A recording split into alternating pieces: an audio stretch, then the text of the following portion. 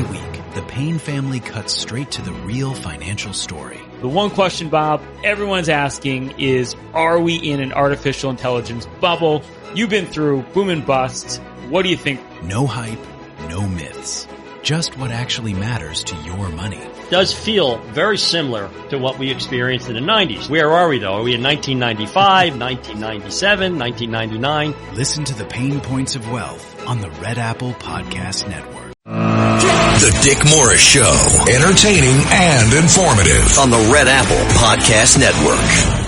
Hi, welcome to the Dick Morris and Doug DePiro Show, sponsored by the Patriot Gold Group.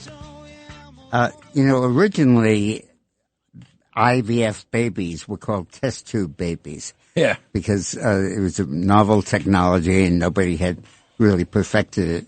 And the idea that you could be 45 or 50 years old and have your own child was something that was really almost science fiction. So the number of IVFs babies soars. Laura Terry dreamed of having kids, a family she could call her own. But there was one challenge. She wasn't interested in dating, marriage, or partnering up. So she came up with an idea for an unusual present to give herself. For my 39th birthday, I bought a vial of donor sperm, says Terry, who lives in Nashville. You were offering to give it to her for free. Yeah, right? I was going to charge her, but not much. So there's a discount. That's funny. That's funny, Dick Morris. She lives in Nashville, Tennessee, and works at a top management firm. She started the process of having a baby via in vitro fertilization, or IVF.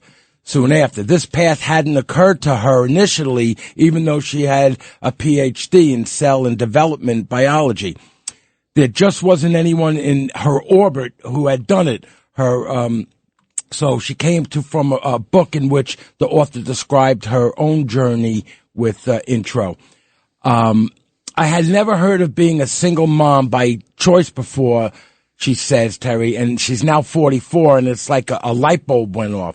The light bulb is going off for a lot of single women today. 44% of women in America are unpartnered. Finding someone and settling down has become less of a priority when they're 20s or 30s. Hold on a second. In their 20s and 30s. And when some of them are ready to have kids, they aren't letting singlehood deter them. Who gets to be a parent is being reshaped by increased access to this in vitro fertilization. The nation's first IVF baby was born in 1981. I kind of remember this, Dick. You remember back then when the test tube baby, when the process was such a novelty that she was referred to as a test tube baby. Since then, its use has surged in the United States, and today IVF accounts for most of 100,000 births each year. Wow, that's amazing. That's up 50% from 10 years ago. With the IVF, which accounts for around 2% of births in America, a woman's eggs are retrieved from her body and fertilized with sperm in a lab. The resulting embryo is then implanted into her uterus. Wow, this process has opened the door for many people who couldn't otherwise conceive. It has also become a big driver in the number of older single mothers in the U.S. at the time when the country's overall birth rate is declining. The number of unmarried women in their 40s who have babies has grown by 250% in the last 30 years. There are many reasons for this rise, says some woman, author of a book, Single by Chance, Mothers by Choice. Increasingly, she says, young women are pursuing higher education, focusing on their careers. Yeah. So that's pretty amazing. Well, it is amazing. It is incredible. I'm surprised we started the show with this story. Yeah, right. Well, it really is amazing. But at the same time that that's happening, there's a counter trend, which is that there are more abortions than there used to be before the Dobbs decision. Oh my God, that's murder. I'm sorry. The entire election of 2024 was fought on the basis of abortion. And the whole effort of the left was that the Dobbs decision would make abortion very rare, and they were worried that it would be illegalized entirely. And it should be. Said the exact opposite has happened. Despite widespread predictions that overturning Roe would dramatically reduce abortions numbers, recent data compiled by the Kaiser Group shows U.S. abortions actually increased after the Dobbs decision. Total abortions rose from 1.06 million in 23 to 1.14 million in 24, and with early 25 data showing continued increase.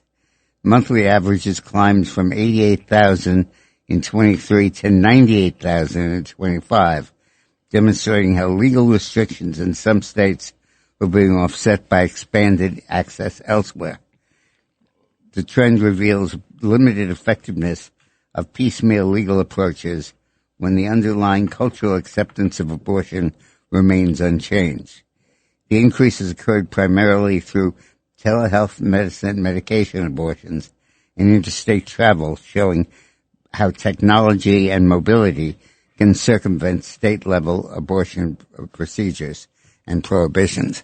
You know, Dick, just to jump in, I'm 100% against abortion. I know that you politically look at it as a different way. I don't care. It's murder, blah, blah. It doesn't matter, right? But if I'm going to look at one thing, and I don't think this should be one. Forget about 1%, 10%.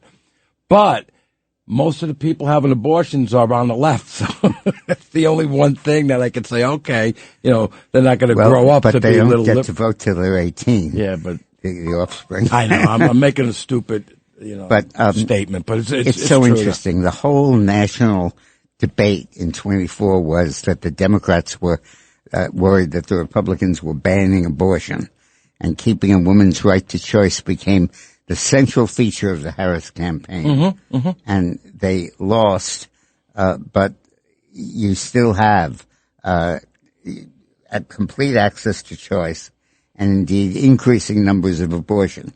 The core reasoning of the Dobbs decision was accurate, which is that with 50 states, you have a lot of alternatives to find a jurisdiction that is in line with your feelings about abortion.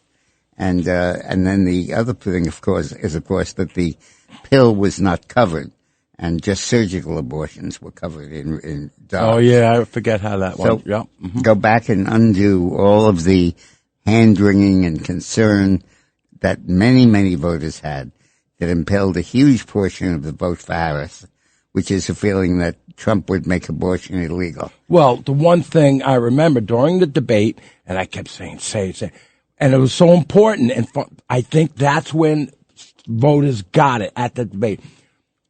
I put it to the states. It came out of the federal government legalization, and I put it to the states. So it's up to the states. Because she kept saying, you're banning abortion, this thing is going to hurt everyone, blah, blah. No, it went to the states. You want to cross over from New York to Connecticut or whatever you could do it. Yeah.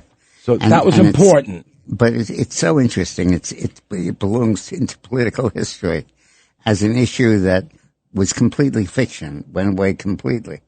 And yet many, many people based their votes on that, voting a certain way because they thought it was the only way to preserve choice. And in fact, there were many ways to preserve choice. And murder, you mean? Oh, yeah, choice. And choice. Right. Murder. Uh-huh. One of the good things about that result is that the Trump got a hold of the economy. And the estimates for economic growth that are coming out now are absolutely stunning. This is unbelievable. This is not just a minor increase. This is an earth-shattering increase. 5.4% growth this quarter. That's a Fed estimate. That's unbelievable. They thought they were going to have 2, right? Yeah. And the most amazing thing is government jobs are way down, and yet the employment numbers are very good. Trump said. How many government jobs do you think?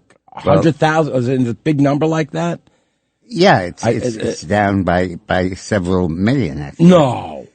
There were several million government people. Yeah, there are about, wow. Well, there are about 5 million non-uniformed federal employees. That are gone? No, that we have. Yeah. Yeah. Wow. So the amazing thing is government jobs are way down, and yet the employment numbers are very good. We've gotten rid of tremendous amounts of federal jobs, government jobs, Trump said.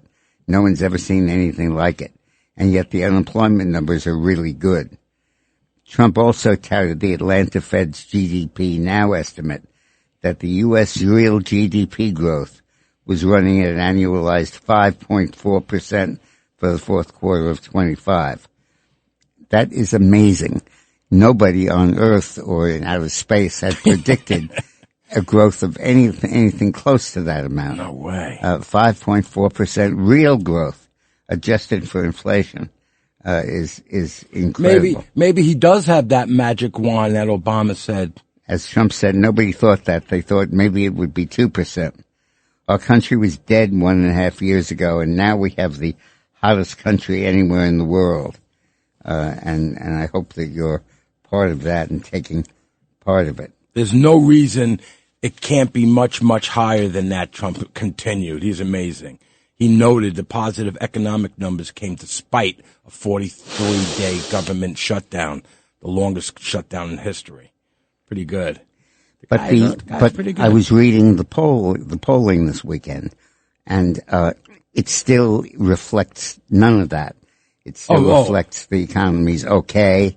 How's your individual prospects improved? It reflects the media, is what it's reflecting. No, it hasn't yet. And it's unbelievable politically. So the question is it a question of when or why? When does just take a little while for that stuff to have an impact? Why is it not? That's the media. And, but the media has to build on something. What do you mean? Well, it can build on something people already feel about affordability or about discrimination or about it not having reached me yet. And you're not sure why that's there. Well, they're loving this ICE thing that's going on in Minnesota and whatnot, because that's, getting people's mind off of the economy. I don't know how your mind could be off the economy, but that's their diversion right there. They're loving that part. But I don't understand. Gas is down. I don't know if anybody understands it. How it works, how the stupidity, why that's happening. Yeah. And credibility to stupidity. Well, yeah, but they vote. Yeah, I know. And the pollsters are asking each other and asking themselves why this is happening. I mean, we're talking about explosive, unbelievable growth. We all should be feeling it. Either these numbers are completely fictitious, or it takes a while for it to percolate through the economy. Trickle down effect type of thing, or percolate through. Yeah, I don't know. I see it with I get gas in the car twice a week, and I'm going. It's just under $3 right now. Yeah. Where we live, it's the most expensive gas in the country. I think Westchester County and Manhattan. That on the west side by on 51st Street, and you keep going, you're going to fall into the Hudson over there. That gas station, that was $7. I got to look today how much it is now. I bet it's still up there. Probably it's $4, but that's unbelievable. It is incredible, and for Trump to be getting no political credit for it at all at this point, and for people to still say the economy's okay but not great. Yeah. I mean, how much more do they expect? What do they want? I don't know. Remember we talked about how could they not want the border closed up and we kind of said that, this is a couple of years ago we were talking about, they're kind of looking at that whole world, there's no borders, open world, new world order type of thing. It's got to be that these people are so indoctrinated into this thing that they don't care what's going on. It's hard to understand that they wouldn't care. But it has to be that. I mean, there's no other thing I could think about that they want the one. So call in and give us your thoughts on that. We have, we'll wait on Sandra, because we're going to do a story on the ICE agents. She wants to talk about that. But, we got time. Trump blasts Netflix. This is good.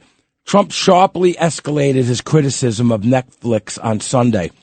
Trump he proposed Netflix proposed the acquisition of Warner Brother Discovery. It's WBD, they're calling it. Trump added his own point measures to the post. Stop the Netflix cultural takeover, echoing the headline of the OAN article. The president's post gives a clear signal of his own view of Netflix merger, a deal that is already under intense regulatory review at the Department of Justice. Netflix needs federal approval for the Blockbuster merger, which would combine the world's largest streaming platform with WBD's streaming service and one of the most valuable film and television libraries in history. Critics argue the merger would concentrate unprecedented power over the streaming video and entertainment markets in a single corporation, Netflix. A combined Netflix WBD entity would control a dominant share of premium scripted content. These concerns were laid out forcefully with OAN. Authored by constitutional attorney John Pierce, the article warned that Netflix acquisition attempt represents an effort to consolidate unprecedented cultural power inside one of America's most ideological, aggressive corporations. Adding to the controversy is the extent of the rival bid. Paramount Skydance, backed by billionaire Larry Ellison, nice guy, and led by his son David, has reportedly made an all-cash tender offer of $108 billion or $30 per share for Warner Brothers Discovery, a proposal that implies a higher valuation for shareholders than Netflix offer. Despite this, WBD's board has continued to pursue the Netflix transaction. That decision has raised questions about fiduciary. You know, Larry Ellison is a conservative guy, so they're worried about him grabbing it. Exactly. Mm-hmm. And they're saying that this is about the audience, about limiting choice, about control of the network. But in fact, it's ideological. In fact, they're worried on that the Warner Brothers Discovery side. That Warner Brothers will move everybody to the left. Right. And Ellison would move them to the right. And this is entirely a political debate dressed up as a network fight. Yeah, but money's going to talk, right? But ideology is going to talk also. More than billions of dollars? We'll find out. I don't know about that. Hey, we've got to take a break, and when we come back, we'll go over this a little more. Thank you. The Dick Morris Show on the Red Apple Podcast Network.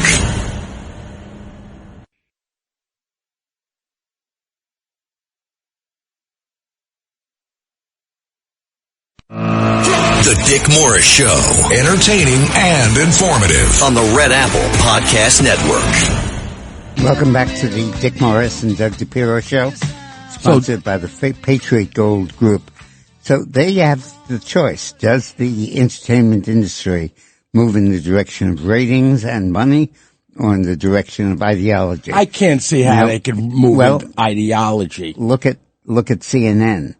They've happily, and MSNBC, they've happily flown their ratings to zero and below That's zero. True. You're right. And turned the money aside. Right. CNN always was offered more money for ads than other networks.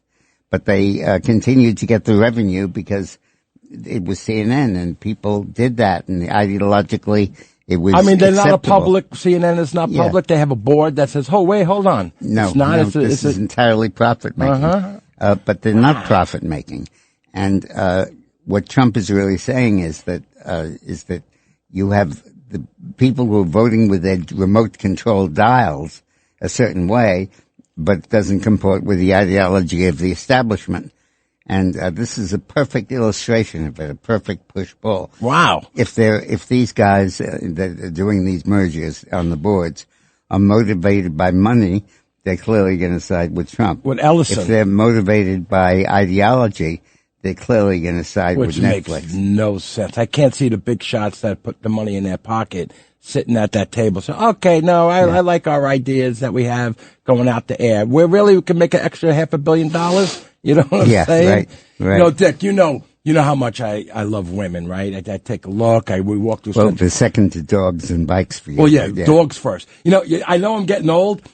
That when I see a hot-looking chick walking a dog, I'm checking the dog out. There's something wrong right there. But anyway, a couple of years ago, walking in Florida, and I see this hot little honey, 5 foot nothing, 100 pounds, shaped like unbelievable, Roxana Maria.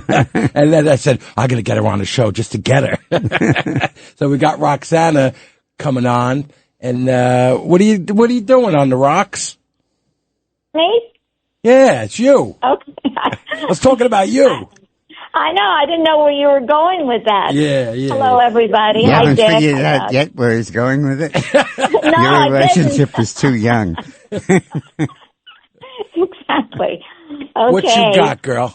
Well, I am going to start with a quote from the Bible, Ephesians, calls for spiritual preparedness to stand firm against spiritual forces of evil. Let us reflect on the profound impact of clearing a forest from its roots to its canopy and draw a parallel with the pain of eroding patriotism in the United States. Just as a forest requires nurturing to regrow, we must cultivate love, respect, and honor for one another, as well as an adherence to laws that ensure our safety.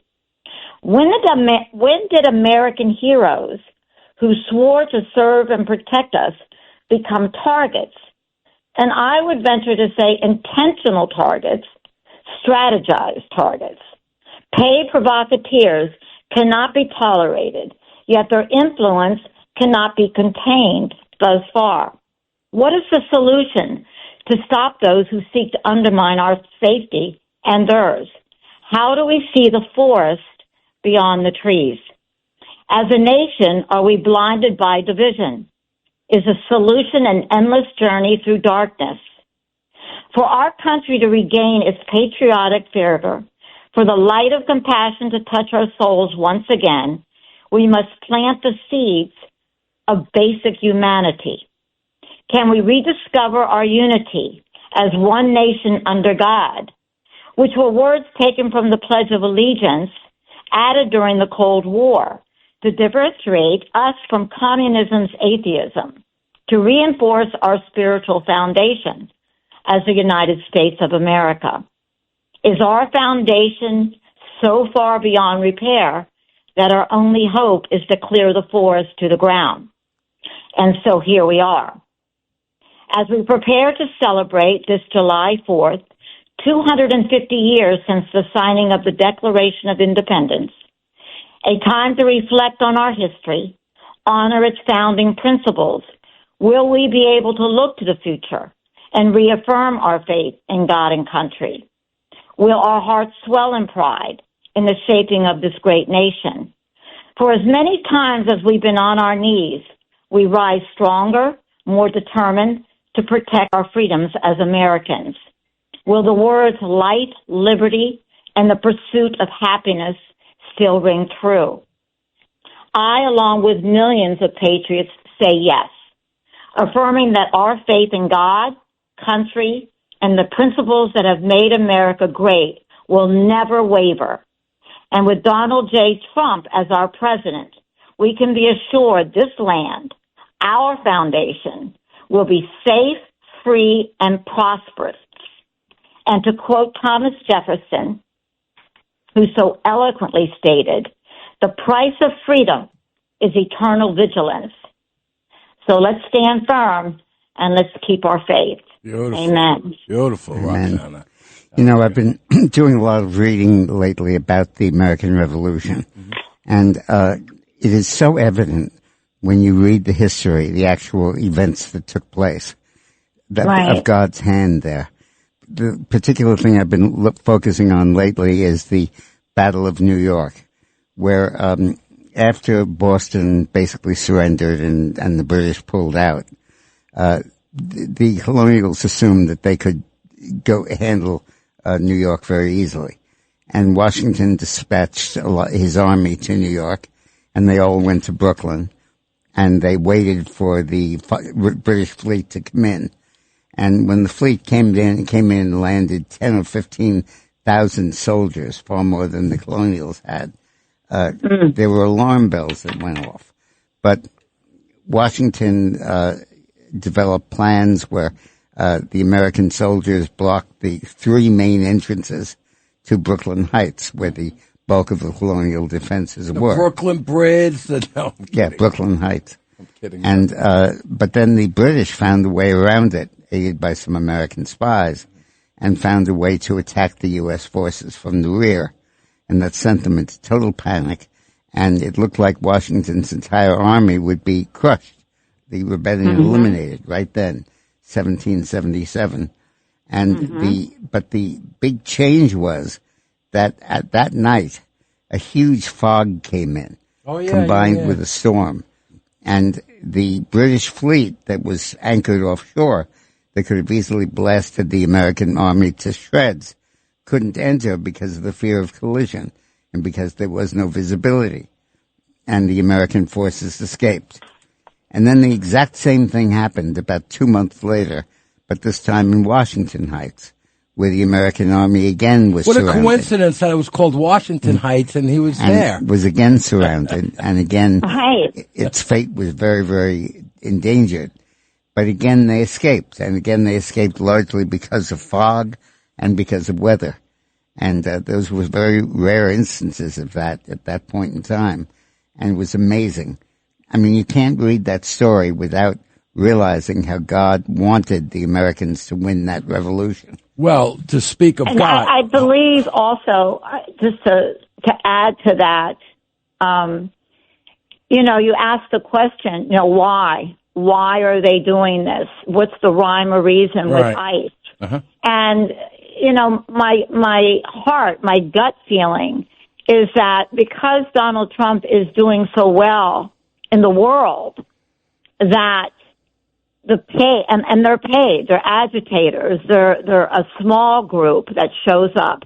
They have to degrade here in our own soil, in our own country, the federal government. If they can't touch Trump, they'll touch who he sends to take, safety. Like what they're doing with ICE and all. So, but listen, the thing about God, I saved it. I was going to play it today, but I'll just talk about it.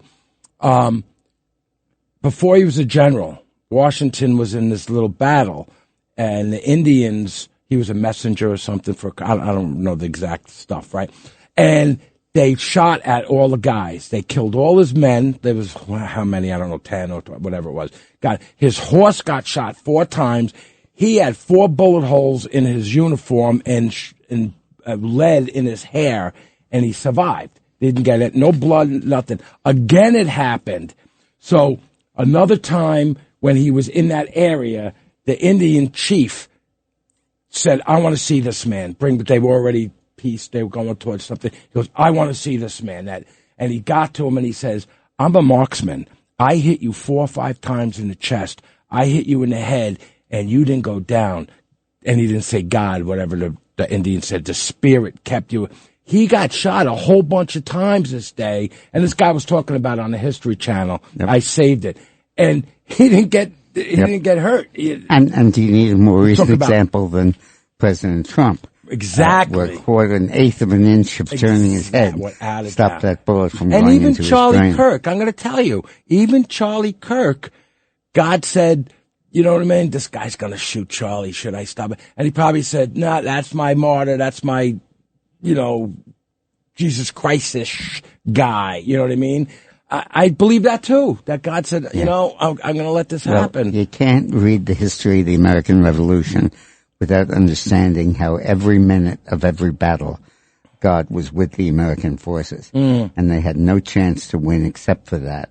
The French alliance helps, but the main thing was God's support. We were so outnumbered and so underprepared. They're colonial militia against the best troops in the world. Farmers and workers.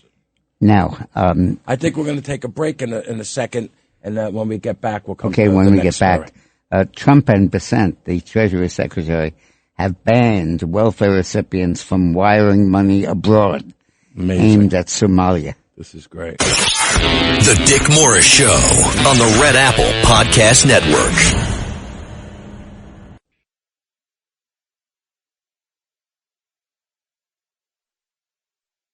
The Dick Morris Show, entertaining and informative on the Red Apple Podcast Network. Welcome back to the Dick Morris and Doug DePiro Show, sponsored by the Patriot Gold Group with a little assistance from the Lord. So, no, it's unbelievable. There's a God. Anyway, listen, Roxana was talking about the forest coming down. As I heard somewhere, you were a lumberjack. Were you a lumberjack once? Oh, yeah, absolutely, absolutely. Not only was I a lumberjack, I was the world's greatest lumberjack. No, come on. I was. I could chop down trees. It was incredible. In fact, I went to the Canadian Rockies when I was a kid, and I said, I need a job. So I went to a lumberjack camp. And the guy looked at me and said, you're short, you're scrawny, you're Jewish. What are you telling me you're a lumberjack for? I said, spoil little Jew from Manhattan. Give me an axe. Just give me an axe, you'll see. So he gave me an axe, and I did one swoop, and a tree came crashing down. They said, oh, my God, where did you learn to chop trees like that? I said, easy. I trained in the Sahara Forest. The Sahara Forest? Yeah, sure, now. No, it was the Sahara Desert you're talking about. That's right. Yeah, oh, God, I butchered that.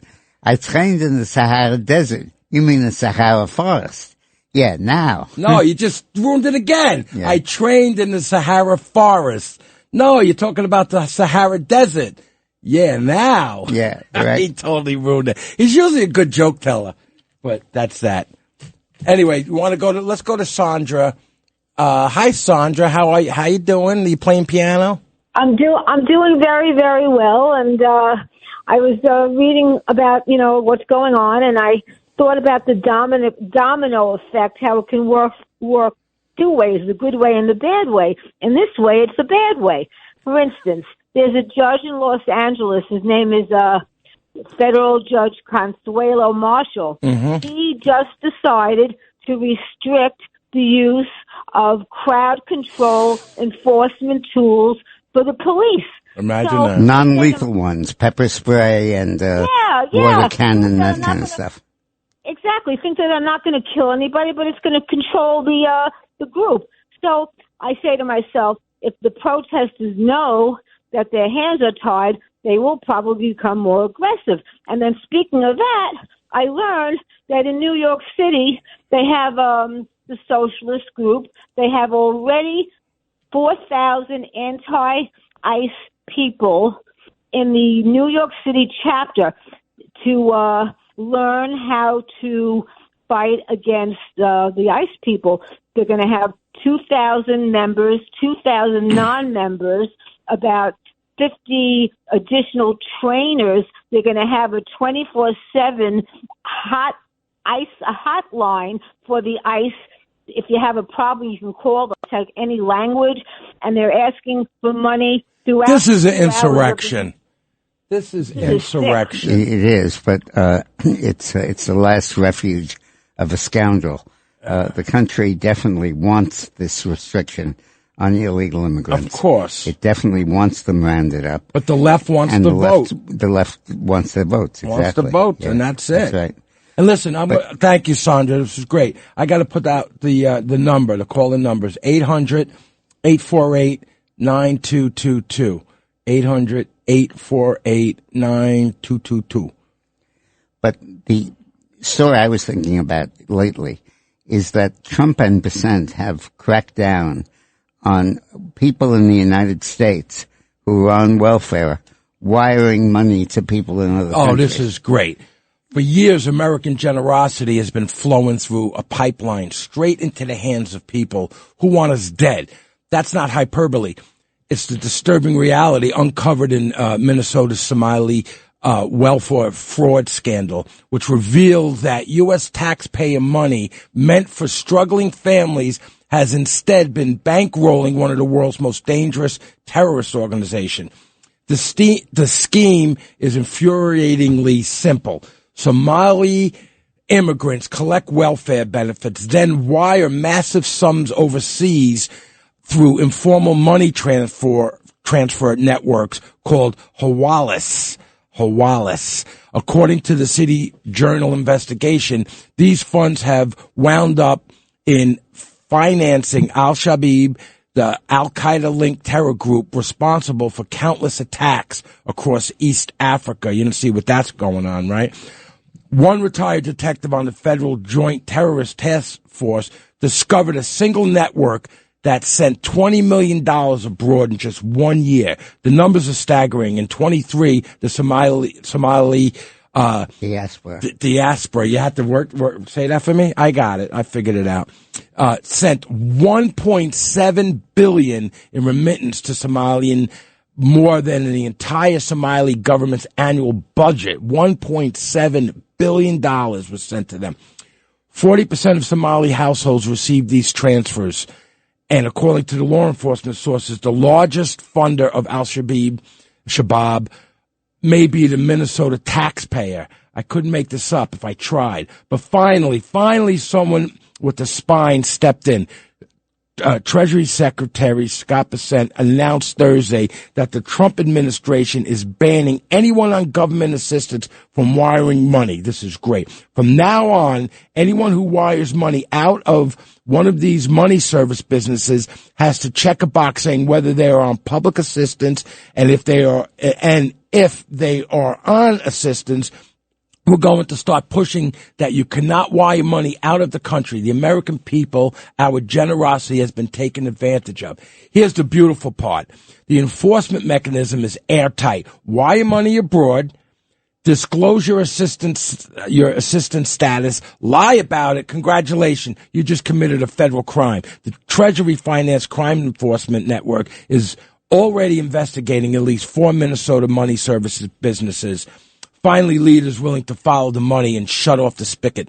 American generosity should serve Americans, not our enemies. I love this story. Yeah, and it's very important financially for the terrorists and the welfare scammers to get this money.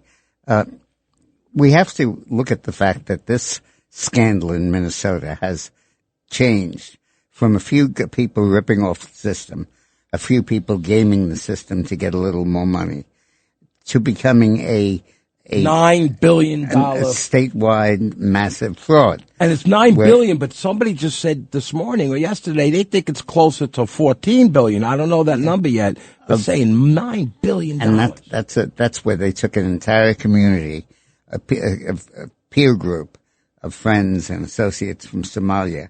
Thank you, Obama. Thank you, Obama. Let's come to the U.S. and let's rip everybody off. Obama knew all about this. And the whole idea was that by transplanting so many people like that and attracting everybody else from there, you could flip an entire state. Wow. You could take the entire state of Minnesota and change it from red into blue. Absolutely. Not only just change it up, but regular people can't walk into the neighborhoods.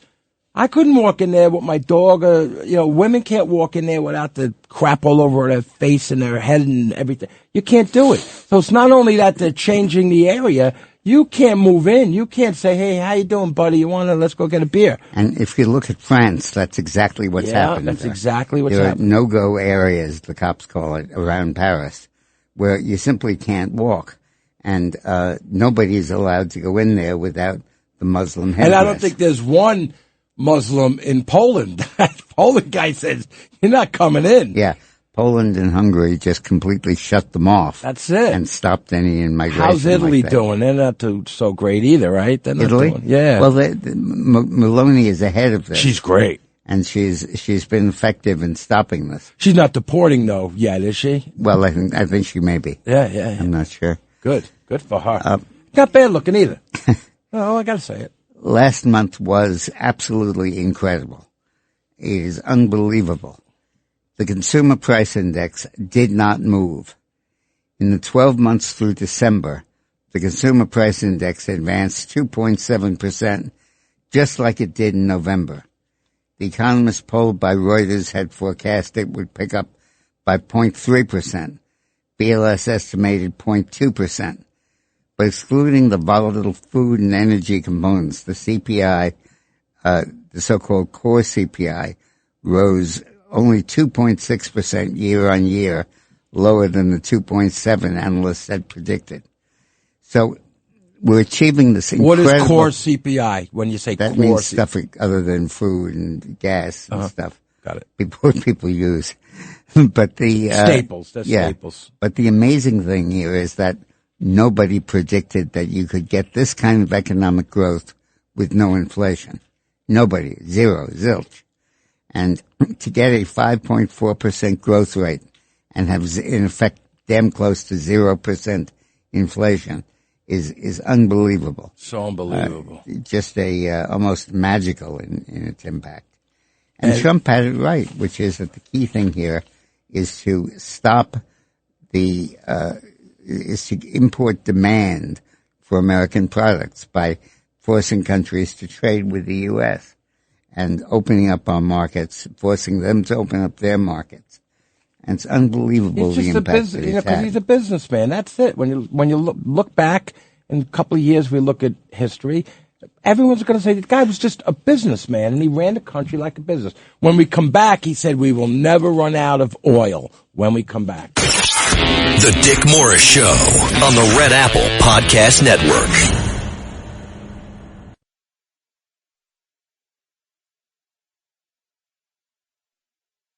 The Dick Morris Show, entertaining and informative on the Red Apple Podcast Network.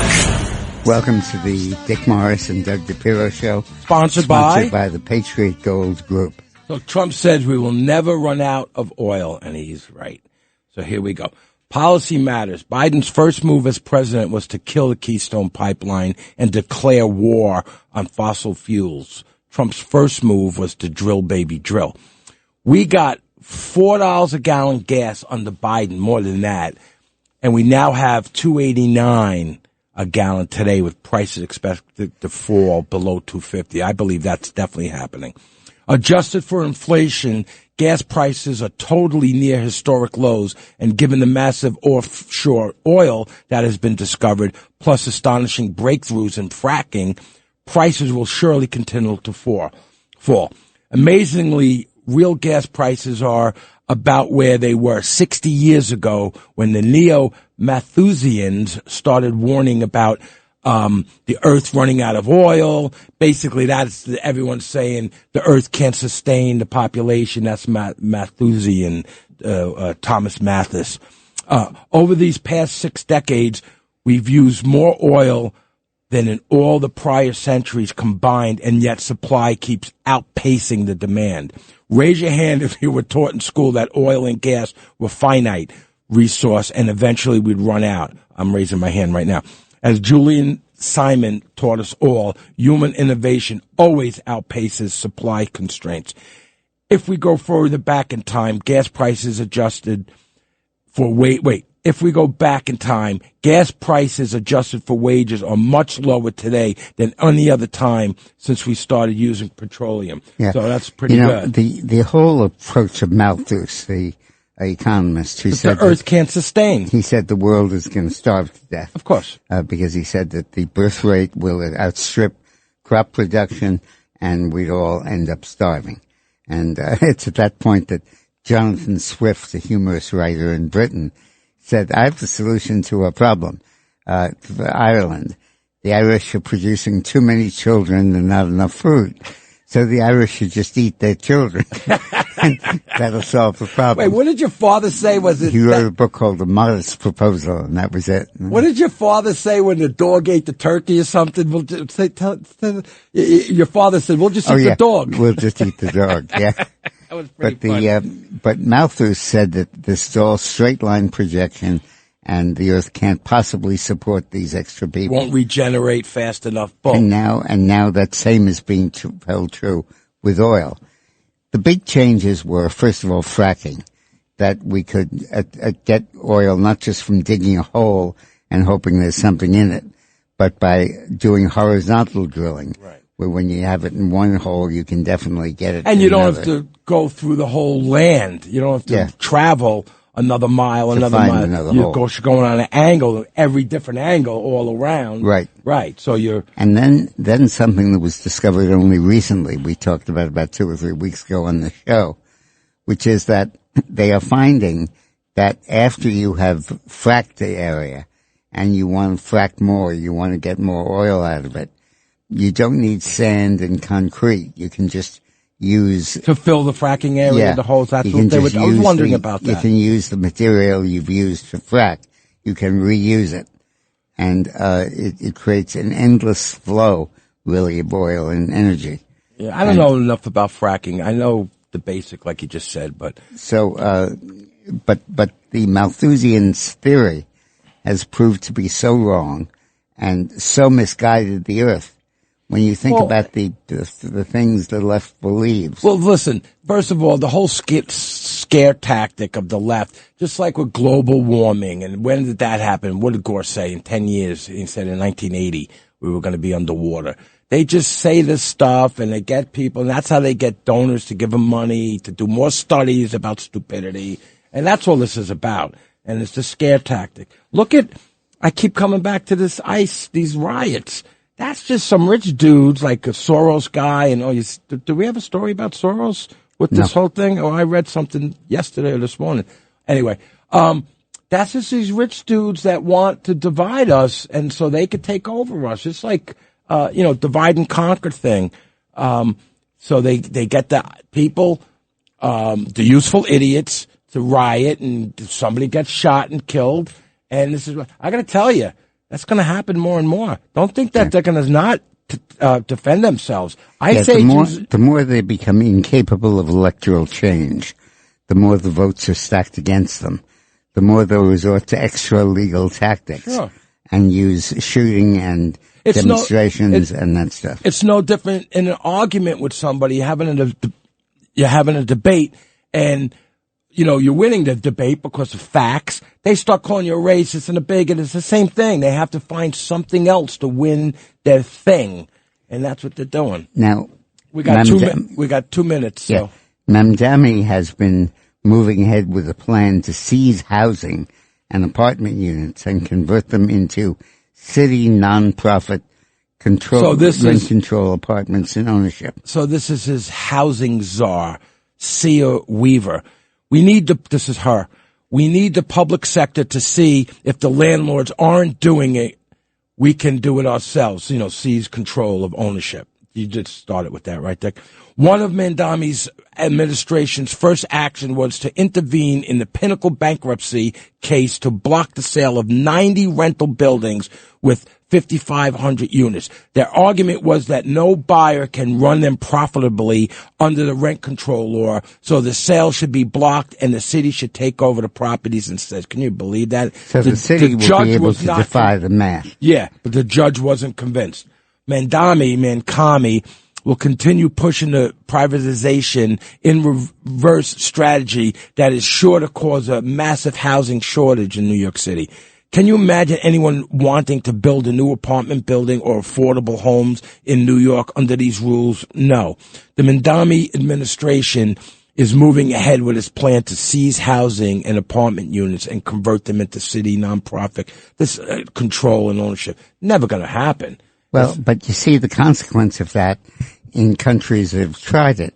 You go into Eastern Europe and you see these huge blocks of apartment buildings, one after the other. They're sort of Stalinist in appearance. Yeah. Just straight buildings. Like tenements. But with no decoration or anything, but not short, high rises. And they're absolutely unmarketable. You can't sell them. And it's only that they're kept there in existence because they can't do anything else with them. So he's going to buy them? Well, he'll be just like that. In Spain, and he's going to run them down even a little more so they look... In Spain, they passed amendments to the Constitution saying that you have a right to housing.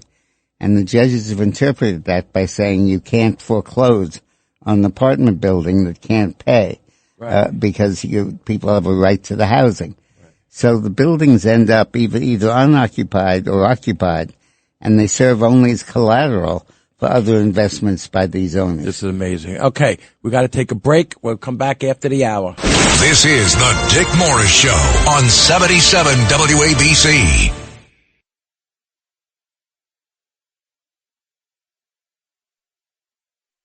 The Dick Morris Show, entertaining and informative on the Red Apple Podcast Network. The name of the show. Welcome back to the Dick Morris Show with Doug DePiro, sponsored by the Patriot Gold Group.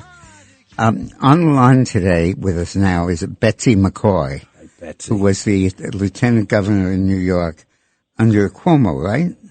Betsy? Under George Pataki. Under Pataki, yeah, that's right.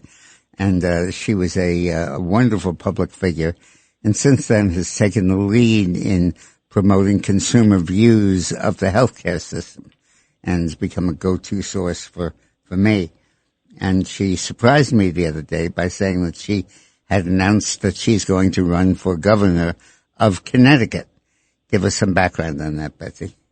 Well, thank you. I grew up in Connecticut. My dad was a factory worker at the W.E. Bassett nail clipper factory in Derby, Connecticut. Yeah. So we didn't have a lot, but Connecticut gave me a wonderful start in life. As you know, Dick, I've been able to achieve so many successes I never dreamed possible. And I owe a lot of it to growing up in a wonderful state called Connecticut.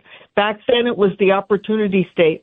But under lefty money bags, Ned Lamont, he's driven it into the ground. Believe it or not, Connecticut now ranks 48th, near dead last out of 50 states in economic performance. Wow. 48th. Most people don't realize it. Companies are moving out every day. Just this week, Macy's closed big distribution centers in Connecticut, costing us another 1,000 jobs. Why is that? What's this governor doing? Well, very high taxes and very difficult regulations. He's moved farther and farther and farther to the left to make this state inhospitable to business. And yet he sort of wears the demeanor of a country club guy, but underneath he sticks over on Mamdani, and people are beginning to really wake up. So I thought, I wasn't intending to run for governor. This is a draft. People in Connecticut are desperate. They're going to have to leave the state if they don't turn it around because they want their kids and grandkids to have a chance to make it, to have some opportunities. And there are very few in Connecticut right now. 20 years ago, Connecticut was in good shape. In good shape, right. Basically because it had no income tax. And Now New York and Massachusetts had very high income taxes, but Connecticut had none. Yeah, and as a result, Connecticut has the third highest property taxes in the nation. Wow. And as a result, property taxes are killing everybody. They've really waged a war in Connecticut on homeowners and everybody who dreams of being a homeowner.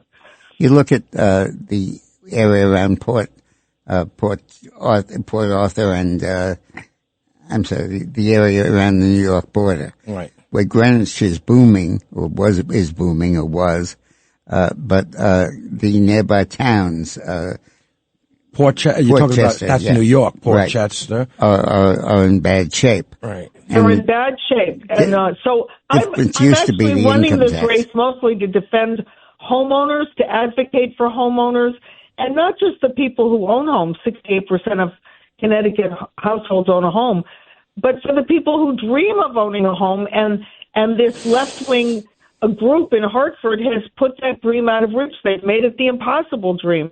So it's partly lowering property taxes, giving seniors especially big relief on property taxes, and also Lamont recently passed a housing law that literally strips all these beautiful Connecticut towns of their ability to zone and prevent big apartment buildings from just being built wherever the developers want. Believe it or not, this bill says, never mind that you spent your life saving up for a quiet home on a beautiful little street for your family, you can't have that. The government can come in and build a big apartment complex or even a trailer park right next door. And, Connecticut is I ride my motorcycle up there all the time. I tell Dick all the time, this is the most beautiful place in the country to ride into the mountains and the lakes. It's absolutely stunning.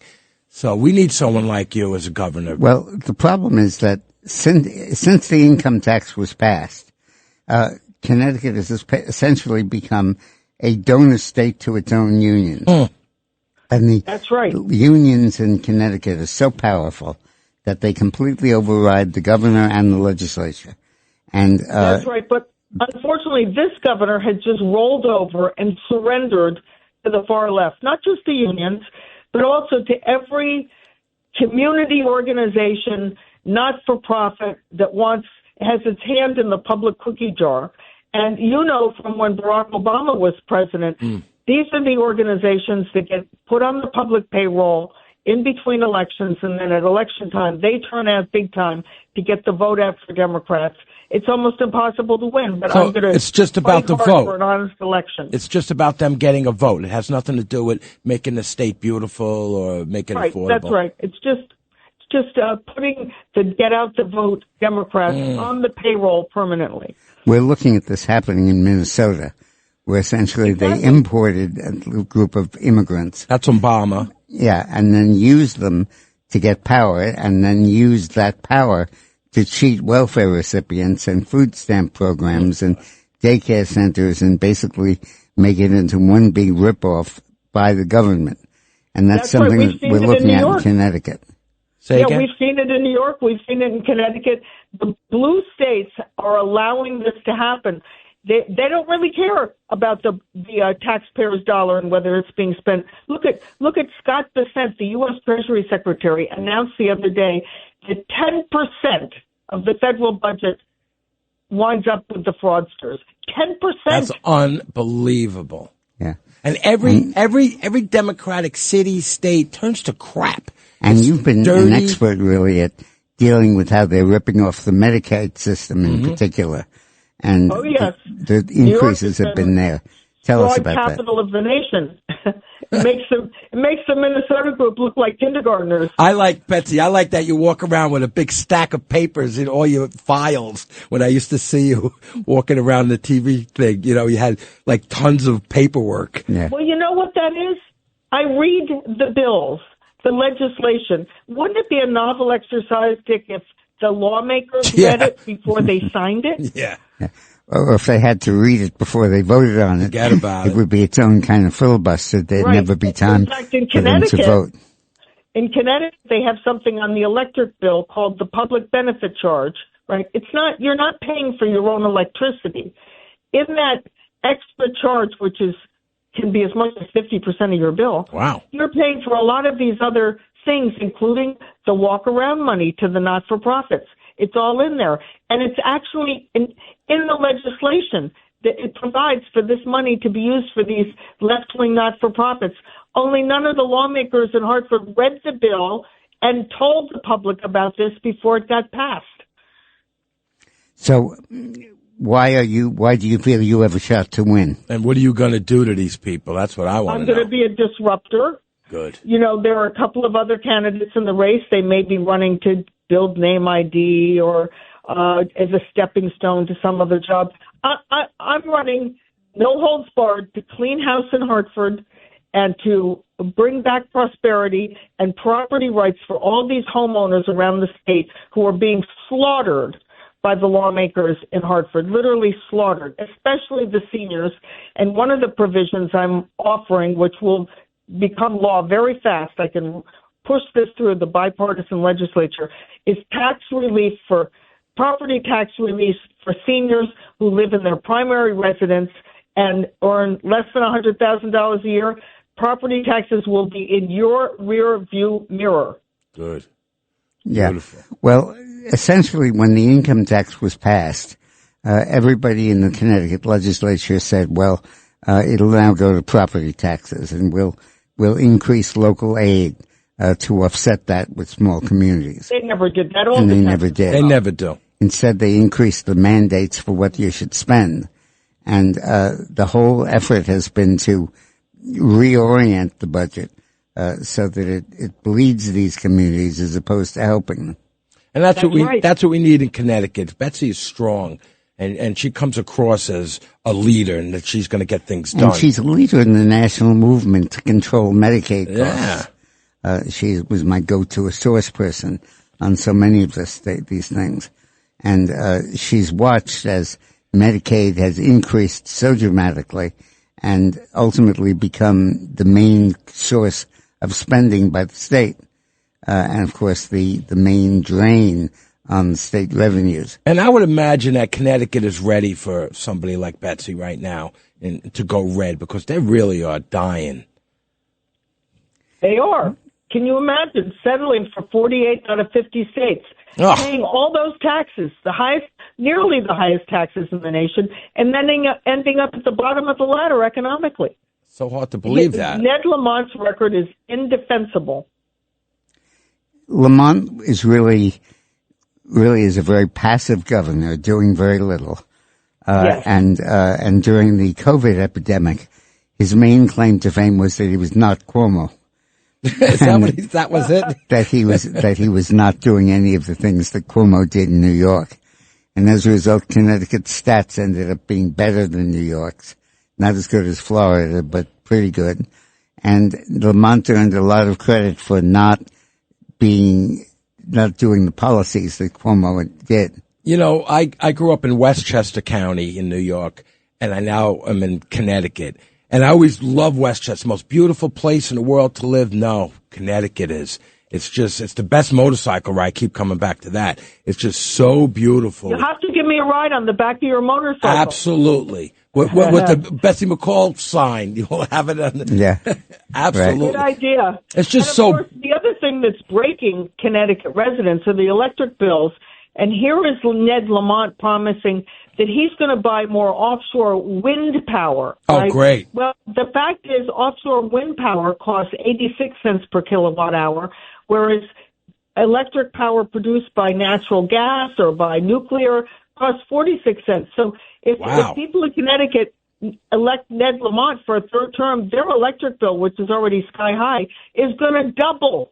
Well, you know, the left loves this whole idea with the wind power, but not in my backyard. Remember Ted Kennedy? It's a visual blight. Ted Kennedy said we have to have it. Namby, not in my backyard. Not in my backyard. No, true. Right. Plus, it's ridiculous.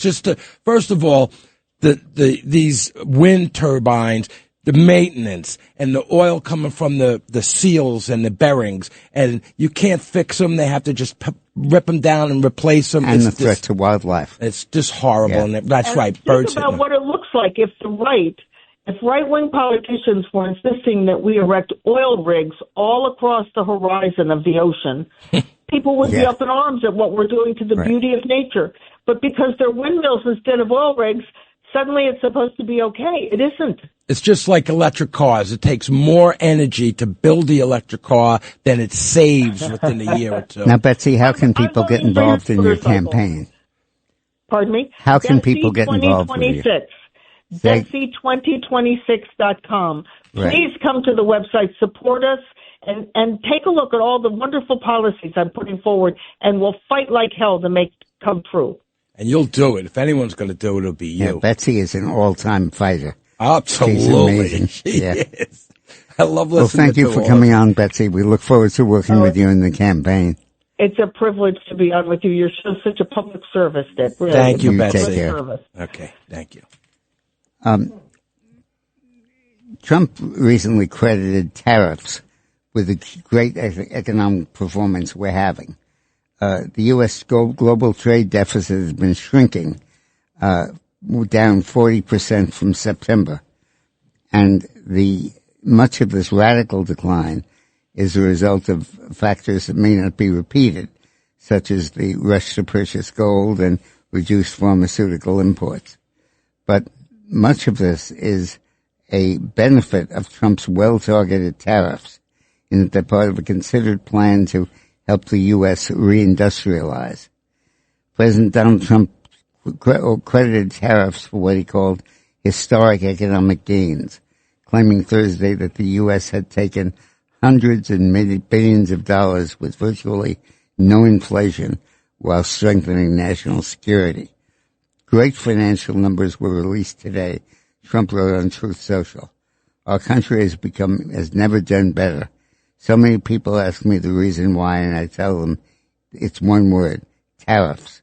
We've taken hundreds of millions with virtually no inflation. Hundreds of billions. With virtually no inflation. Our national security has never been stronger than it is today. Unbelievable. That's what we need. And that's why one of the things Trump did that's significant lately is he signed a trade deal with Taiwan. Under the agreement, Taiwanese semiconductor and technology firms will commit at least $250 billion in direct U.S. investment to increase our manufacture of chips and technology. U.S. and Taiwanese officials said the deal is designed to reverse decades of offshoring that reduced America's share of global semiconductor manufacturing from 37% in 1990 to less than 10% in 24. Wow. A decline that's raised national security and economic concerns. Future U.S. semiconductor tariffs will prioritize Taiwanese companies that build manufacturing operations in the U.S., allowing duty-free imports tied directly to expanding domestic production capacity. Officials said the structure is designed to reward companies that invest in U.S. workers and factories while discouraging reliance on overseas production. That's the tariffs. One of the great pieces of progress that's been made in recent years, and we should spend a little time on the air talking about it, is the treatment of cancer. Cancer used to be a death sentence for most people who got it. And we'll talk about this right when we get back. We got to take a break. Okay. Thank you. This is the Dick Morris Show on 77 WABC.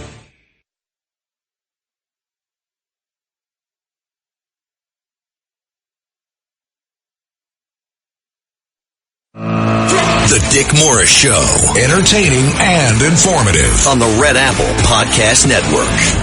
Welcome back to the Dick Morris and Doug DePiro Show, sponsored by the Patriot Gold Group. I was about to use this wonderful piece of news that often gets buried but isn't reported really by the news media. Most Americans are now surviving cancer longer than the 5-year period at which point you're deemed to be cured. 70% of the people who are diagnosed with cancer now live at least 5 years after the diagnosis. 70%. 7 in 10 people now live 5 years after being first diagnosed with cancer. And I'm one of them. And, when I got cancer... Of the tongue. Hold on. He got cancer of the tongue. That's what he does for a living. He uses that thing for a living. It was unbelievable. Talk about God. Yeah, and I thought my career would be over, if not my life.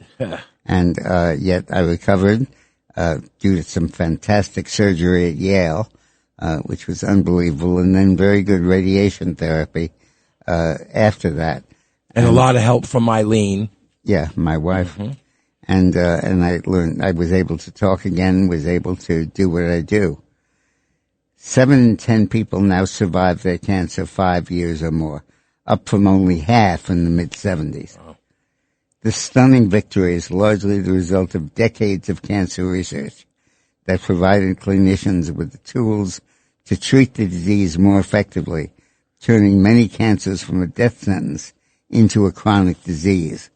And that's sort of the progress, the idea that cancer would become a chronic disease. You have to watch your diet, you have to be careful, you have to get tests frequently, but it's not a death sentence. And what you eat also, you have to have your pH proper. You know, there's a lot of things. That's been one of the enormous changes. Yeah. Now, Trump is threatening Minnesota with the Insurrection Act. Mm. President Trump threatened to invoke the Insurrection Act of 1807 on Thursday in response to violent and continued protests in Minnesota tied to federal immigration enforcement. In Truth Social post, Trump warned the corrupt politicians do not curb attacks on ICE agents. He would deploy U.S. military to restore order. If the corrupt politicians in Minnesota don't obey the law and stop the professional agitators and insurrectionists from attacking the patriots of ICE who are only trying to do their job, I will institute the Insurrection Act, which many presidents have done before me, and quickly put an end to the travesty that's taking place in this once great state. The Insurrection Act. Now, let me ask you, I got to ask you, if he does do that, then what does that mean? That he could bring full military? Tell me what he could do with that. After the Civil War, the conservatives, the racists, were angry at Grant, the president, for using the military to stop the Ku Klux Klan and using it to restore Jim Crow discrimination. So Congress passed a law over Grant's opposition that prohibited the use of the military domestically in the United States unless there was actually an insurrection involved. And then the president would be insurrection, able to use it. People going against the government. A revolution. Right. And because of that, called the Posse Comitatus Act, the military could not be used domestically. And what Trump is doing is basically overturning that and saying that I'm going to use it domestically. Well, hold on. Let's back up. I want to just a little at a time. So the military can't be used. So ICE, what is ICE?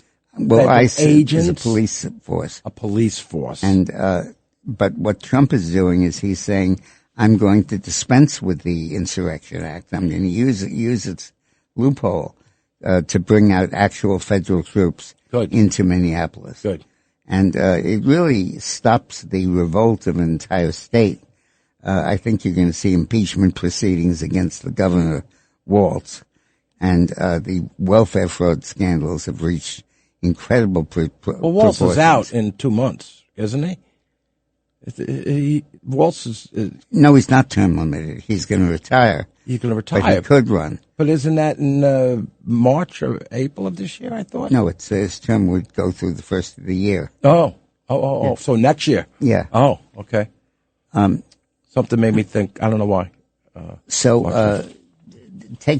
Trump is really taking the gloves off when you deal with Minnesota and when you deal with these anti-ICE demonstrations going around in the U.S. And then you have the radical Islam in the U.S., which is another thing that's just horrible. 77% worry about that. The influence of radical Islam in the United States is a cause for concern for a majority of voters who oppose Muslim forming separate communities here, as I said earlier, right? The latest Rasmussen reports national telephone and online survey finds that 70% of likely U.S. voters are concerned about the influence of radical Islam in America, including 41% who are very concerned. Just 18 aren't concerned about. Yeah, the 18% are probably them that they're on the thing. But seriously, this bothers the crap out of me all the time. And then they put the speaker, and they print, I don't want that. I don't be doing that. I couldn't do that with Jesus with a big loud speaker. So there's a problem. I got to tell you, I'm not going to say it. I'm not going to say what I think is going to happen. I'm not saying it. When you look at the polling now, the big negative that Trump has is a feeling that he's not done enough to bring healthcare costs under control. And that's become really his biggest domestic problem. So Trump has, in this week, announced a great healthcare plan on Thursday that he vowed would put Americans first and allow for them to purchase their own healthcare options, thereby lowering the cost of prescription drugs and insurance premiums. The government's going to pay the money directly to you. It goes to you, and then you take the money and buy your own health care, he said. I remember when I got cancer, I had to get endless numbers of MRIs and CAT scans. Mm-hmm. And at some point I was worried about the impact of the radiation on my body, since part of the cause of the cancer had been radiation. Sure. And I said, well, how much radiation am I getting, and how much does this cost? And nobody could come up with the cost figures. They were totally inaccessible because nobody gave a damn. Nobody cared. The doctors don't care. The hospital loves it. How much does it cost? They would always say, it's covered. Don't worry about it. Your insurance pays for 100% of this. Sure. And I could never get the facts of how much each one costs. Because most people don't care. Yeah. And if you do care, there's no way you get the information. That's interesting. But here, so what are you making saying it transparent, and everybody's going to get it. The proposal will lower prescription drug prices, decrease insurance premiums, and require greater transparency from insurance companies when it comes to coverage and rate details. The big insurance companies lose and the people of our country win. The plan requires approval by Congress, and Trump urged lawmakers to pass it immediately. Do it right now, he said. Soon, the majority leader told reporters that it's a high level. It's just seen the high level of the plan, and speaks of its very likely passage. I haven't gotten into the weeds of it, obviously. They're trying to get at the issue of costs, he said. And there's some, I think, things in there on transparency, which you would think would be no-brainers. I think the important terms of having people understand is if we can have a marketplace where people know what the costs are, you've got to have transparency to understand that. It almost sounds like a bait and switch type of thing, the Ricard Monte, Well, they conceal the facts from you, and you end up making decisions having nothing whatever to do with cost. Now, sometimes you're dealing with life-threatening situations, and there you don't want to hear about cost. But the idea is to give people information so that they can make these decisions themselves. So the Trump bill would codify the most favored nation approach to prescription drug pricing. Trump got an order passed which said that drug companies cannot charge you more than the best deal they give anybody in the world, the best deal with any country in the world. So they call that most favored nation. He's also going to put together what he's calling Trump RX. Under this plan, the government would place funds in healthcare saving accounts for Americans to use. It would also create a website, which is Trump RX, to make safe pharmaceutical drugs available. It also calls for allowing more pharmaceuticals to be available over the counter to consumers without a prescription, likely reduce premiums and federal subsidies by making these drug purchases fully out of pocket. Insurance generally does not cover the over-the-counter drugs, and by reducing doctors' visits related to granting prescriptions. Additionally, it may reduce drug prices by increasing competition and consumer enforcement. So it's a very important program. And then he also said that Trump RX is clearinghouse, sort of a marketplace, he said. It's not that we're going to be selling the products directly. We're going to give you access to the people who have the best prices and transparency to the process. So you could buy OTC, over-the-counter, and over-the-counter drugs there. You could also buy it at the local pharmacy. Anyway, as you said. This is important. When you think about he's taking the control level of information we get when we're buying a used car, and the car RX, whatever they call it. Right. The fox is on the air giving you information. Yeah. You compare that with medical care where we have absolutely no voice at all. Because the insurance companies and the hospital doesn't want you to know anything. That's it's right. Like you just said, it's covered. It's covered, yeah. And the insurance company is saying, I'm not covering this right after you're done, and then all of a sudden you get a bill. Sure. And so it's covered has become the price. And the result is that it often is not covered, but even when it is covered, the price becomes astronomical, and you can't make an informed decision not to use it because you think your life's at stake. Yeah, I've been getting, all of a sudden it's covered, and all of a sudden there's a bill.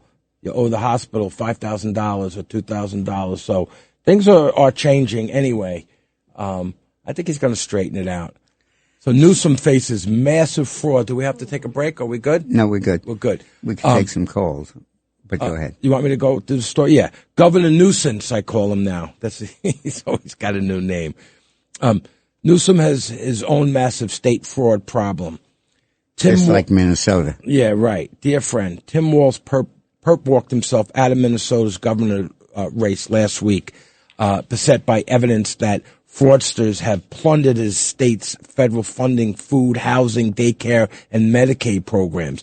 It's what has been described as the nation's largest COVID error scheme, says Fox News with the U.S. Attorney in Minnesota, estimating the fraud could exceed $1 billion, that's a B, and rise to a high of $9 billion. That's crazy.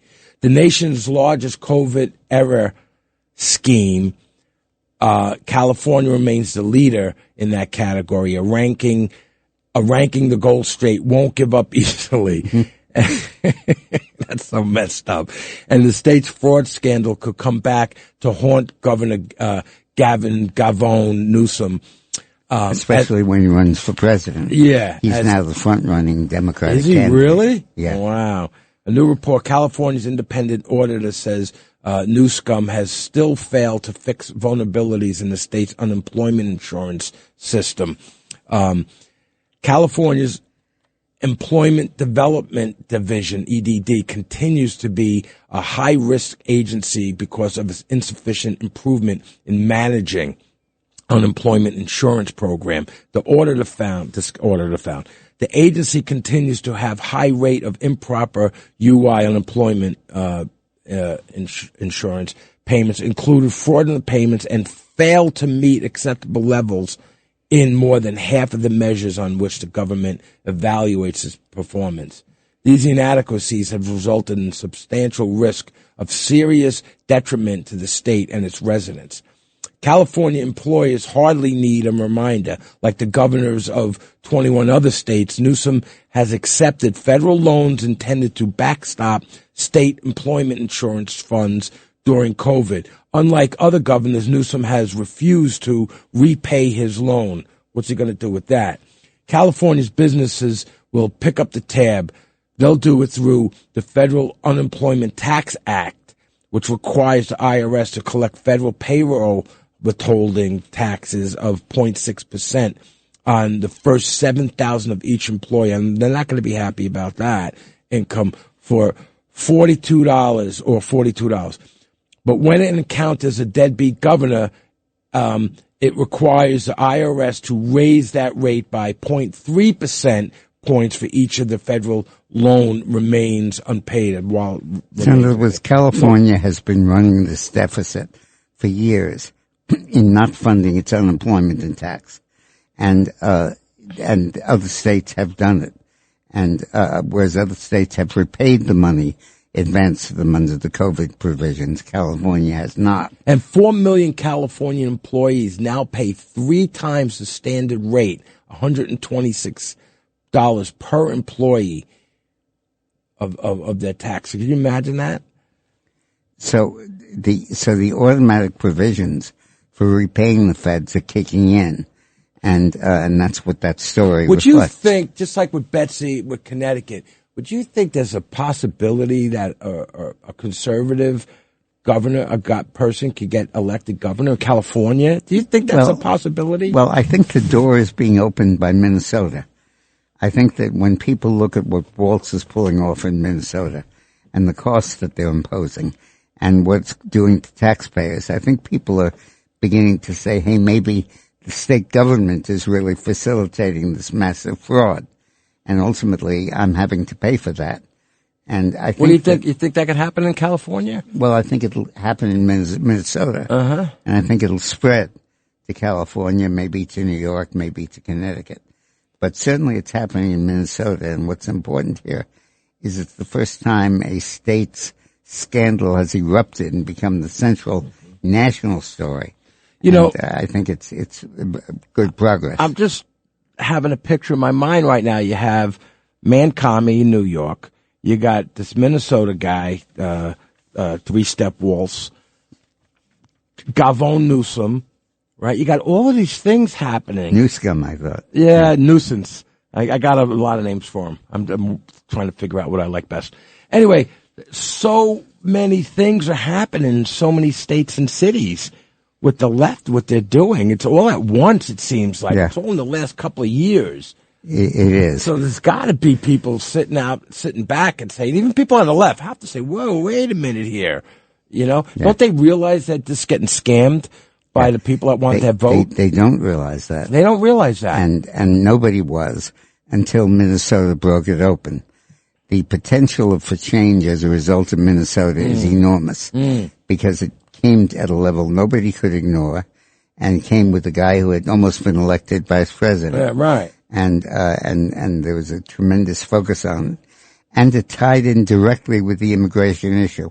Right. Fraud. Right. It was not just some guy screwing around with the numbers.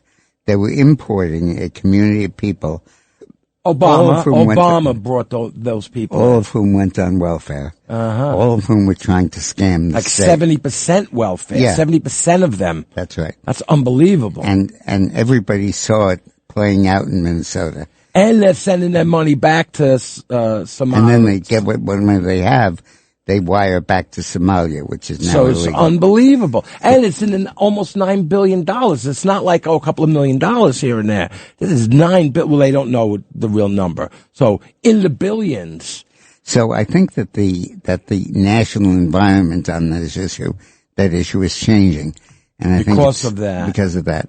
I think everybody's kind of saying, hey, we're going to be the next new Minnesota. That should be our go-to. We should just go always to Minnesota and $9 billion. Well, that's what we were saying to Betsy McCaughey, who's running for governor of Connecticut. I think she's got a shot there because Connecticut, as we know, is so beautiful, and it's going to crap with this guy. What's his name, the governor? Lamont. I hate the name, too. Yeah. So Betsy's got a shot. We got to take a break, and when we come back, I don't know what we're going to talk about. Something. The Dick Morris Show on the Red Apple Podcast Network.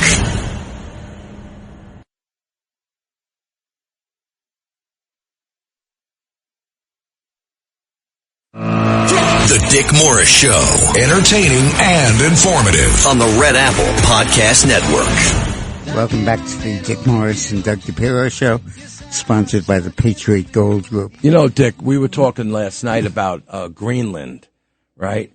I think strategically, I've been listening to Trump and a couple of his people, and General Flynn. I called the General yesterday to come on about this, but I haven't heard back from him. Strategically, we have to do it. We don't have to, but we should do it strategically. If there's anything happening with Russia, we're right there on military bases. It's not necessarily the minerals. That's a plus. But I think militarily, strategically, we need to do it. And you said, and you were kind of off it, you didn't want him to go that direction. I think he does have to. I think people are going to say, pay attention to war problems. That is going to solve some of our problems. In Greenland. But we'll see. Let's go to Christine. No, not Christine yet. Andrew was talking about Greenland. Andrew. Okay, Andrew. From New Jersey. Hey, just real quick. Go, Betsy. She'll win. And when I think of Lamont, too, he's the big dummy. Like from Sanford and Son, you big dummy, Lamont. You big dummy. I'm coming, Elizabeth. Now, so you said Greenland. You said Trump should go Michael Corleone over Greenland. What do you mean? Totally. Like, the great Nick Shirley, he went to Greenland and was asking people in Greenland, and basically they all were against being a territory of the U.S. or, and I was thinking, well, how are they going to defend themselves from Russia? Throw salmon or something? Yeah, right. And if I was Trump, I would take the air base out as a negotiating and say, okay, let Denmark, they're literally Greenland's part of the NATO and they don't have an army.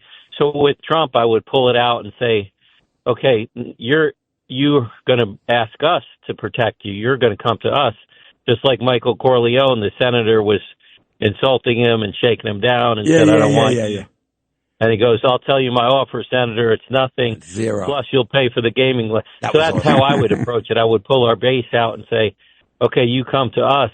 And if anything, you pay us protection. Yeah. But I just couldn't believe how smug they were, the people in Greenland. Nah, they're going to come around. Trump knows what he's doing. He's rattling the cage right now, and then he stops and he lets them think about it, and he'll make the right offer. An offer you can't refuse. Let's go to Christine in Manhattan. Wait, I wasn't done with that. I had some more stuff with Michael Corleone. All right, Christine. Hi. I like that idea of lowering the credit cards to 10% for 1 year, but everyone keeps saying, at least the professionals, that that'll make it so poor people can't get credit, and that's been done in other states, and it was a disaster. No, that's not true. How would that? It hasn't been done in other states. In fact, the reason the credit card interest rates are so high is that Delaware high in Delaware, and Delaware sells their credit cards all over the country, and other states can't issue credit cards because Delaware monopolizes it. The fact of the matter is that interest rates are very high. They've not been reduced. They're not really subject to state regulation because the Delaware interest rate preempts the other interest rates. And the argument that people will stop getting credit cards is absurd. The retailers in America are not about to sacrifice half of their earnings that they're getting from interest on credit cards. And the credit card companies are perfectly happy to let anyone get a card, let anyone have as much credit as they want, then they got and then interest. hang them with the interest rates that come in up. the 20s, right? Yeah, Wow. 28.9 or something. And you end up having this form of credit card slavery in the country. And I've been urging Trump from the beginning of the campaign to impose those limits. And I finally got him on the phone. Yep, last week. He said he would do that. And I think that there's nothing he could do that would more directly impact the bottom line of people's households when they compute their family budgets around the kitchen table than bring down those interest rates. Thank you, Christine. Appreciate it. Let's go to Richie in Bayshore. This is Dick. Hi, Richie. Perfect for Dick. Good afternoon, gentlemen. My proposal was that President Trump, have a 10% cap on certain categories that are most used by people living paycheck to paycheck, like groceries, fuel, medical expenses. Obviously, if you go to the jewelry store, then you got to pay the 29%. But I think that would be a good compromise position that would might get things moving. Interesting. That's good. That's very good. interesting. The 29% you're talking about, of course, is the interest rate on cards when you don't pay. No, on you're not time. talking about credit cards, are you? Right there, Richie. Yes. I mean, because people who live paycheck to paycheck, they need to go to the supermarket. They need to put fuel in their vehicles, doctor bills, prescriptions, and so forth. How would they do that? Well, what's happening is the credit card companies are paying people to go ahead and borrow money, and then the interest rates that they end up collecting are enormous. No, but if you go to the supermarket as opposed to a jewelry store, how does the credit card company then? It's a scale. Yeah. It's a scale. I'm not sure how they would I don't know how that would happen. Yeah. It's interesting. I like the idea of it. All right. Well, we'll have to talk to the boss about it, Dick. Let's go to Sandy in New Jersey. Hi, Sandy. Hey, Sandy. Hi. Thanks for taking my call. I would like to hear you address what's going on with the second phase of the plan for Israel, or for Gaza, rather. Right. I'm not comfortable with Turkey and Qatar being on Israel's border and being in Gaza. Also, Trump seems to have gone back on his return all the hostages and he's returned them all Hamas. except for one corpse. Yeah, they all returned, Sandy. No, there's a dead guy. No, but we've been arguing over where he's located. But in terms of getting rid of the hostages and backing off Hamas, he's been very successful. The issue is, will he be able to continue that? And the issue with Qatar and Dubai and the other countries is whether the U.S. can basically cut off their funding that they're sending the Hamas.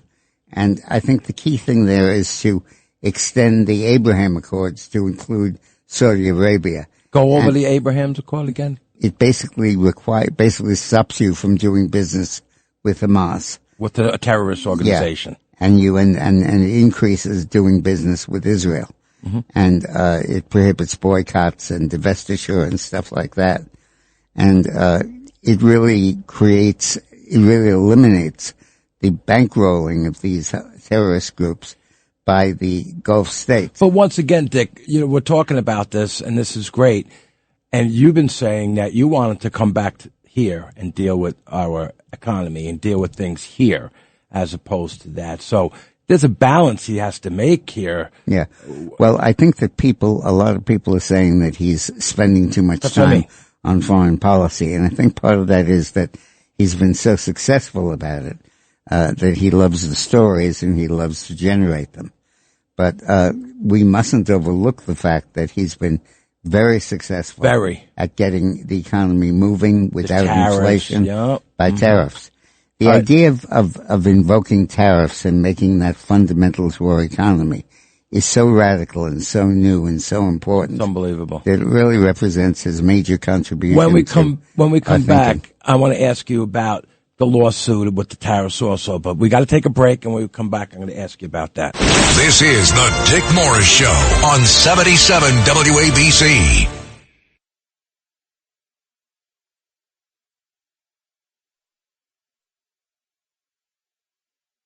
The Dick Morris Show, entertaining and informative on the Red Apple Podcast Network. Welcome back to the Dick Morris and Doug DePiro Show, sponsored by the Patriot Gold Group.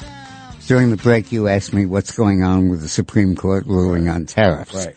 And the answer is nothing. They're still considering it, which means there's still negotiation probably going on among the judges. And such a fundamental issue that they're probably holding it to the end of the term, because if they were to say these tariffs are illegal, it would change such stuff in the economy that you'd have to have massive adjustments. Oh, that's interesting. Iran. Iran quells revolt. I mean, this is bad news. This is bad. Iranian authorities have seemingly succeeded for the time being in quelling nationwide anti-government protests after a brutal crackdown left more than 2,000 protesters dead. Horrible. And maybe 20,000. We have no idea how many. Yeah, because of the internet. Because they cut off the internet. And all kinds of stuff. Sure, horrible. That's what they do, right? Human rights organizations and witnesses have reported little protest activity inside major population centers in Iran, which have been rocked by days of massive demonstrations by anti-government protesters. Norway-based human rights organization Henga, is that how you say it? Henga, reported Friday that Iran has maintained a massive military and police presence in most cities where major protests have taken place, and even in areas where there were relatively few protests. Iranian state media reported on Friday that it had conducted several successful waves of arrests and alleged protest leaders in the provinces of Kerman and Kermanshah. Iran's top police officials asserted on Thursday that security forces had restored stability across it looks the like country. this one, the bad guys won. Yeah, because they were able to take them out. I mean, the problem, but we shouldn't gloss over the impact on Trump. Trump could have launched a military strike. He could have fomented a war with Iran, and people would support that and understand that. But he basically realized there's no easy solution, because you can't bomb your way out of a civil war. Right. Because who do you attack? Right. Who's on your side? The boots on the ground are the natives. Exactly. Mm-hmm. And Trump wisely did not attack, and he resisted the calls for attacking. Now, he's listening to his proper generals. And he sees that there's no way we could succeed that easily. Right. It wouldn't be like a Maduro strike. Right. Be a quagmire for years. And I think it's to his credit that he backs off when it's a problem. Yep. I think the same thing is true on Greenland. I think that if Scandinavia and the Europeans dig in their heels on it, he'll back down. But I think he's right that we need Greenland. He's wrong that we've lived without Greenland for several hundred years now. And why do we need it now? What did he say that he's wrong? Well, I'm not sure. We haven't had Greenland. Greenland hasn't been part of the United States ever. And why do we need it now? But as the Russian and Chinese submarine fleet and naval fleets increase their activity around Greenland, he's paying attention. General Flynn was talking about that. That's why I tried to get him on. He still hasn't called me back. He talked about that. So strategically, it's really important. Yeah. You know, because somebody's going to get it. Somebody's going to be there. And Trump said it right. They said, why wouldn't a security guarantee be enough? And he said, nations don't go to war because of a security guarantee. But if you tell people that Greenland is part of America, then we go to war. And in terms of Greenland, because they can count on the U.S. guarantee. Right. And for the Greenlanders, they should know that with that guarantee, they're safe. Without that guarantee, it's a matter of how much Europe wills it. I mean, you look at the European response to the invasion of Ukraine, where there should be a strong, robust response. instead, we're not putting troops there, no boots on the ground, limitations on aid, and that's the difference between when you invade a country and when you simply break a security guarantee. Well, you look at Ukraine, and people could argue we don't need Greenland because Putin can't even get through Ukraine, but they do have missiles. Also a navy. And a navy. And this would be a naval situation. That's their corridor. Yeah. That's part right. northern corridor. And that's become newly relevant for two reasons. One is the growth of the Russian and Chinese naval capacity. Right. But secondly, the global climate changes, which have made a lot of these ice-bound routes now navigable. Mm-hmm. And it becomes feasible to send an icebreaker through there, whereas before it really wasn't. You couldn't make it through. Yeah. Mm-hmm. Interesting. So, you want to talk about this Minnesota war on ice, or now we talked enough about that? Well, I think the important thing here is that where Trump has now made this a key national issue, and he's focused attention of the whole country on it. And I think that the issue is, will people absorb those lessons and take it to their home state and demand the reforms at home that are being forced on Minnesota? Yeah. Well, I think, the more of these protesters come out, they're going to get hurt. They're not going to be able to. Pamela in New Jersey. We only have a minute, so yeah. Pam in Jersey, how are you? Hi, Pamela. Hello, Pam. Only 1 minute to go. Okay. Lower capital gains before the midterms to move the housing market. Yeah. Well, I think that Trump may do that. I think what he may do is lower capital gains on single-family homes, not just across the board. But he should do it across the board. The fact of the matter is that we get no revenue from the capital gains tax. People just defer the gain until the tax is over. Right. And the result is that we deter investment, and as a result, we have no capital gain to tax. And there's the show. Trump Dick should Morris, learn the lesson from Clinton and do that. As I say every week, it's been an honor. And thank you, Roxana, for On the Rocks. But it's been an honor to be here with you. Thank you, Morris. Doug. Bye-bye. Okay, bye-bye. No. Goodbye. Bye-bye. No. Bye-bye. Bye-bye. Okay, bye-bye. Bye-bye. Bye. Okay, bye-bye. Bye. Bye-bye. Thanks for listening to The Dick Morris Show. You can hear The Dick Morris Show Sundays at noon. If you like the podcast, share it with your friends and listen anytime at WABCRadio.com and download the WABC Radio app. Hit that subscribe button on all major podcast platforms. Plus, follow WABC on social on Instagram, TikTok, Facebook, and X. See you next time for a new episode so you never have to wonder, what the heck is going on here? Every week, the Payne family cuts straight to the real financial story. The one question, Bob, everyone's asking is, are we in an artificial intelligence bubble? You've been through boom and bust. What do you think? No hype, no myths. Just what actually matters to your money. Does feel very similar to what we experienced in the 90s. Where are we, though? Are we in 1995, 1997, 1999? Listen to the Pain Points of Wealth on the Red Apple Podcast Network.